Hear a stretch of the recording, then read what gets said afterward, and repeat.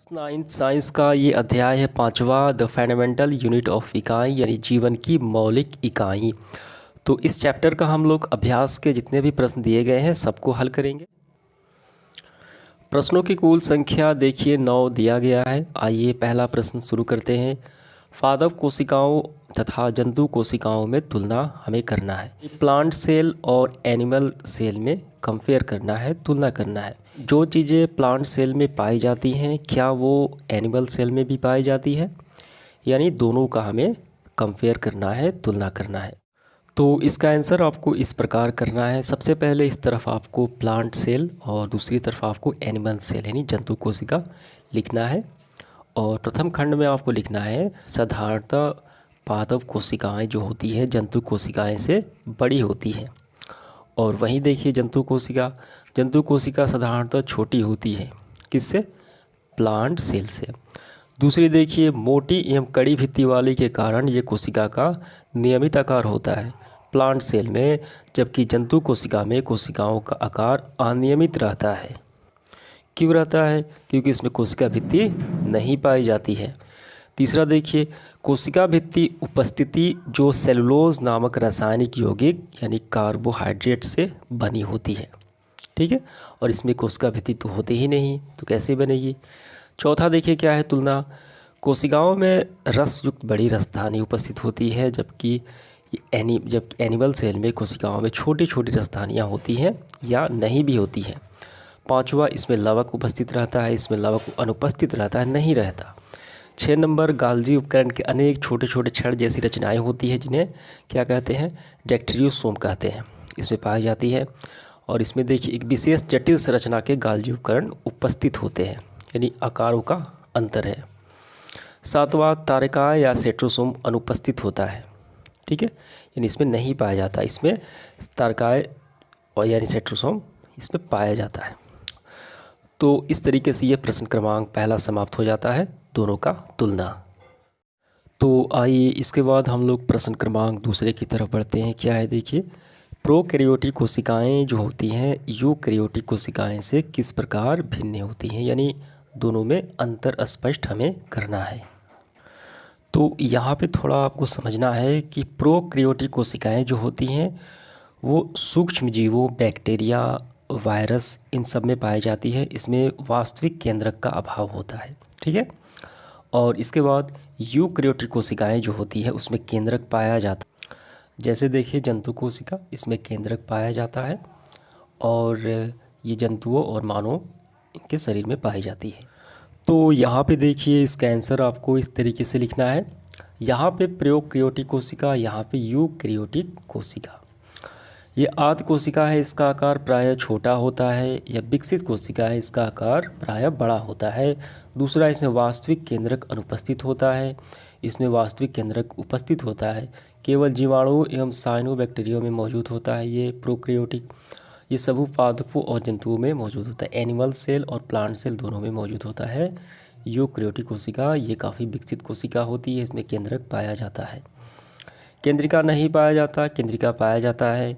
केवल एक क्रोमोसोम पाया जाता है, अनेक क्रोमोसोम पाए जाते हैं। गाल्जी यानी गाल्जी उपकरण, माइटोकॉन्ड्रिया, अंतःप्रदेश जालिका, ठीक है, ये सारे अंग नहीं पाए जाते, इसमें सारे पाए जाते हैं। क्लोरोप्लास्ट नहीं पाया जाता, इसमें क्लोरोप्लास्ट यानी पादप सेल में पाया जाता है, यानी प्लांट सेल में पाया जाता है, ठीक है, पादप कोशिकाओं में पाया जाता है।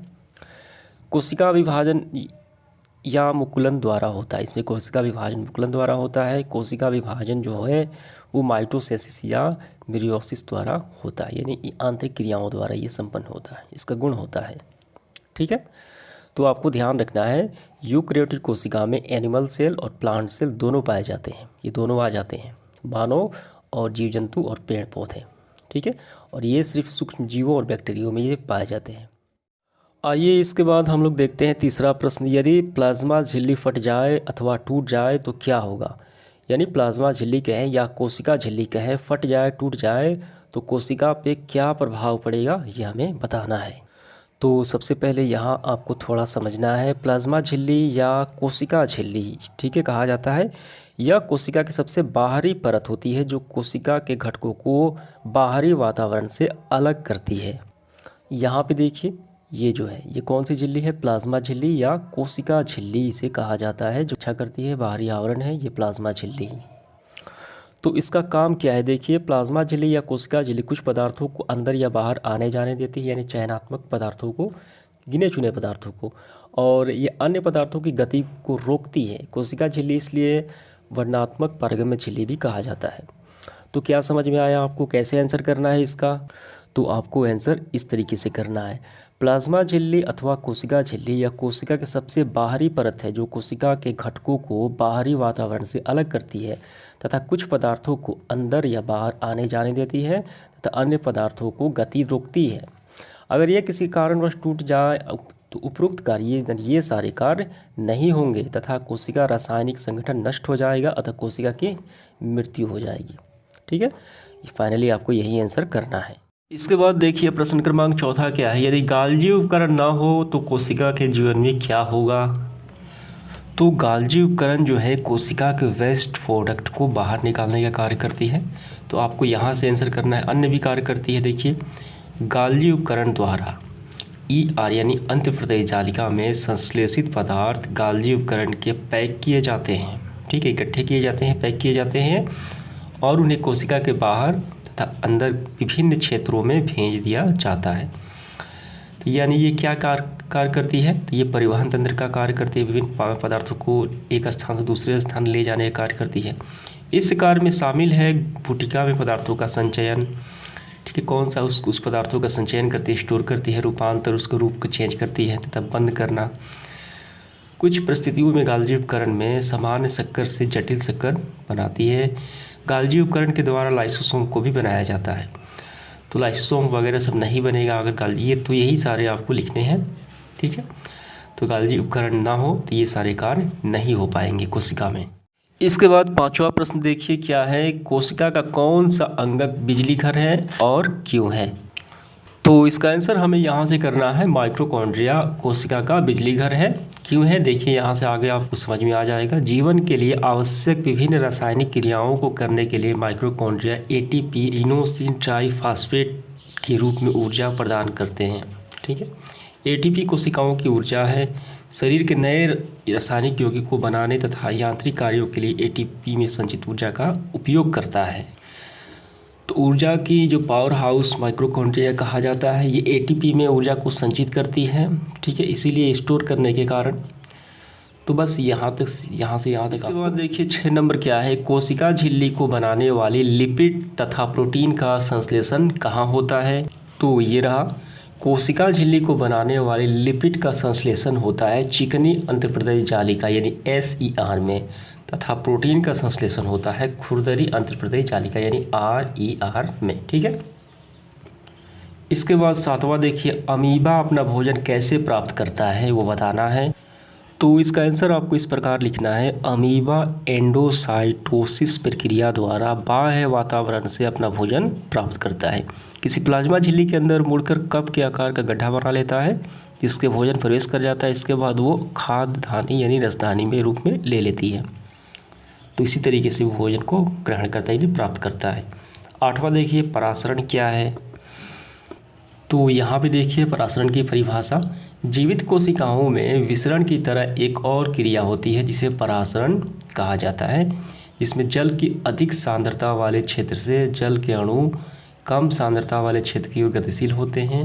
पर इस प्रकार ये जल के अणुओं का विसरण जो हमेशा एक अर्ध पारगम्य झिल्ली या चयनात्मक पारगम्य झिल्ली द्वारा होता है, जो परासरण कहलाता है। तो आपको परिभाषा यहाँ से करना है। जल या विलायक का अर्ध पारगम्य या चयनात्मक पारगम्य झिल्ली के होने वाले विसरण को परासरण कहते हैं। इसके बाद देखिए 9 नंबर, यहाँ पे एक प्रयोग करना है हमें परासरण का। तो हमें 4 आलू लेना है काटे, ठीक है, उसे खोखले की तरह कप के तौर पे बनाना है और उसे पानी में डाल देना है। देखिए अभी यहाँ पे क्या क्या करना है। A कप को खाली रखना है, B में 1 चम्मच चीनी डालना है, C में 1 चम्मच नमक डालना है और उबले आलू को बनाए गए कप D के में 1 चम्मच चीनी डालें। A को सिर्फ खाली रखना है, बाकी सब में चीनी और नमक डालना है।